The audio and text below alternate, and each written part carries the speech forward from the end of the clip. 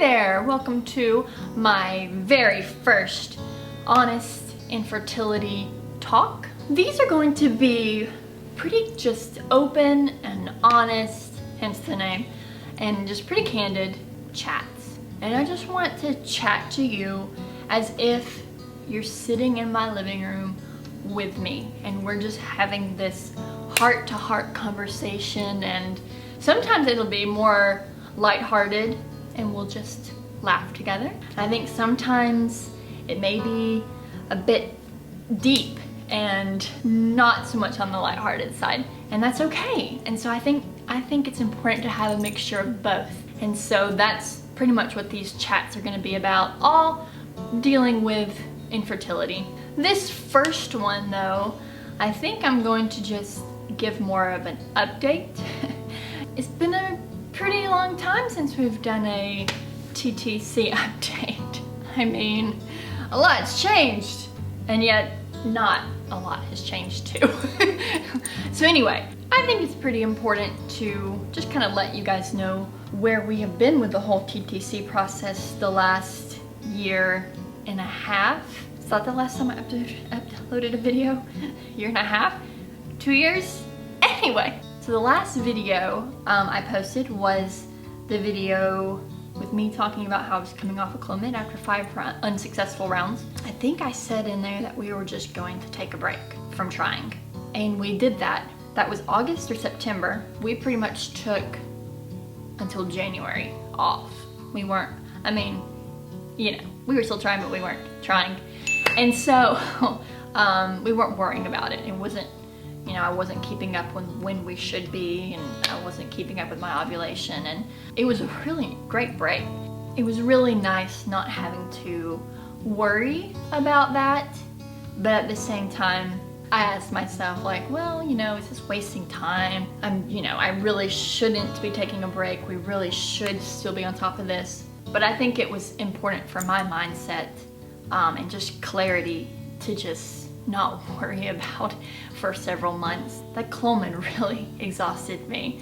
It worked wonders on me. Not in a good way. Not in a good way.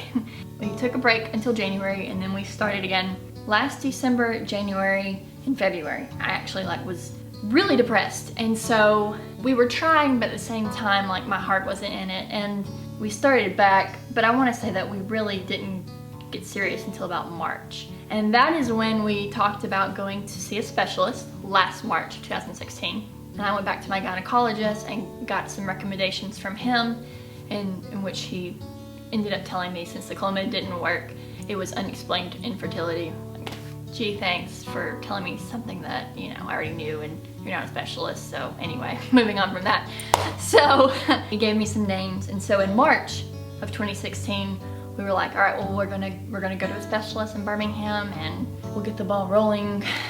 And I don't know why, but I didn't want to do it. I couldn't bear to make the call. And it was really, can't really explain it, but after thinking about it and praying about it for a couple of weeks, I decided that I was gonna hit pause on the specialist, and I was actually going to research some holistic ways. We've been struggling for almost 4 years. At that point though, it had only been 3. And so I was, of course, I'd already done this research. So I wanted help from a holistic minded person, a nutritionist and a chiropractor. And so I made an appointment. Instead of over the fertility specialist, I went with a nutritionist and a chiropractor, thinking, well, maybe I will change my health up, and maybe that will help.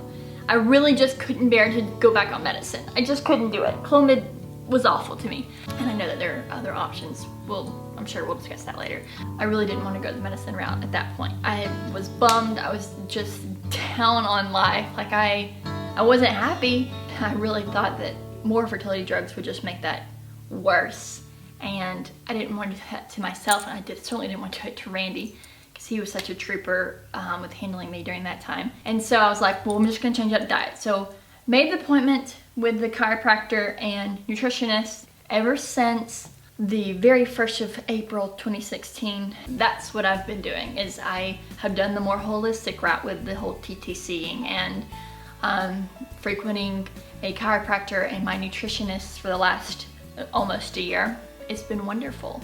I'm gonna do a video on this separately later on, just about how my mental state of mind is just cleared up immensely by changing my diet. I really can't even explain it. Like, it was just 100% difference. I was an emotional wreck and I was so sensitive and I felt like the world was against me and everyone was against me. And like, just by changing my diet, that shifted. Your thoughts are just so important, and the thoughts that you allow into your mind. And anyway, all that before was just, it was chaotic because I wasn't where I needed to be in life. So, and it was amazing learning how your diet affects that too. But anyway, another video for another time. We'll hit pause on that topic and redirect what I was trying to say. So after my very first meeting with the nutritionist, and when I say nutritionist, chiropractor, it's obviously the same person. So I'm just gonna say nutritionist, and you should also know that she's a chiropractor as well. I'm not gonna keep saying nutritionist and chiropractor because that's a mouthful. Okay. When I made my first appointment with my nutritionist, it was just some tests she ran, and then the very next one for the consulting appointment, she suggested that I go on the paleo diet. I did, and it was pretty much cold turkey. I got home from the appointment and I told Randy, so I'm going paleo. Okay. And he was super supportive, just very understanding, and he never questioned it, and that was so amazing. And he's such an incredibly supportive guy. So thankful for him. Never questioned it at all. And I went into it knowing that it was just gonna be me. I didn't expect him to jump on board. I didn't expect him to want to do it, but I think I did it for about 2 weeks. And then he came to me one day and he said, you jumped head first into this, and so I'm gonna also join you on the paleo journey. And that was just so incredible, because even if you're not paleo, but you try to live a healthier lifestyle with your cooking and your eating out and all that, if your spouse is not on board, like, it's tough with meals and cooking, and you have to cook extra things that you can't eat, and it's tough. But when they're on board and wanting to follow, I guess, kind of your guidelines or the guidelines given to you, oh, it's incredible. And so he told me he really wanted to do that just to help out, and so that I wouldn't be tempted to stumble in my diet, I guess. And he was just a sweetheart. It didn't take 2 weeks for him to be on it that he started seeing just huge changes right off the bat. We both started the paleo diet with hopes that changing our diet would help immensely in the TTC process. It didn't hurt. It didn't hurt at all, but it also didn't help in the way I wanted. Obviously, the way I wanted it to work is that I'd be pregnant, like, you know, first 2 months of changing my diet, right? I wanted instant gratification, and it didn't work. And during the whole paleo process, we have been trying, obviously, you know, regular timed baby dancing, and just all that goes into trying. We're not going to talk about all that goes into trying, because you know what all goes into trying. So we will have been on this health journey a year in April. As amazing as these changes have been, you know, I think we are going to finally check out a fertility specialist, and I have several names of doctors that are in my area now because we moved.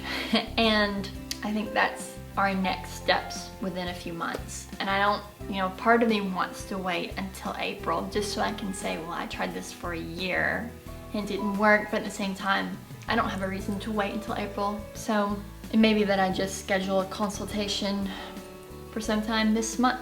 So there you have it. The first honest infertility chat, talk, whatever it is that I decided to name it, is over. I hope you've enjoyed it. Like I said, they're gonna just be candid. And so if it means that I'm just kind of rambling on a bit, it means I'm rambling on a bit. I'm excited about this series. What I have in my mind, it's gonna be good. Actually getting it out there might be a different story, but I think it's gonna be good, and I hope that I'm able to help those struggling, and I hope that I'm able to be encouraged by you wonderful women that are struggling right alongside me. I think it's just important to be connected. It's easy to be isolated when you're hurting, and I don't want that, and I don't want that for other people struggling with infertility. It can be a dark place. And so I hope through these videos we're all able to just kind of open up and be honest with our struggles. That's what I want for it. And like I said, there will be some lighthearted videos, and hopefully I'll space those out too in between the dark ones. Not dark, just deep videos. There we go. If you have enjoyed this video, please give it a like. If you're interested in this little series, consider subscribing so you won't miss a video. If you'd like to share anything with me, feel free to comment down below.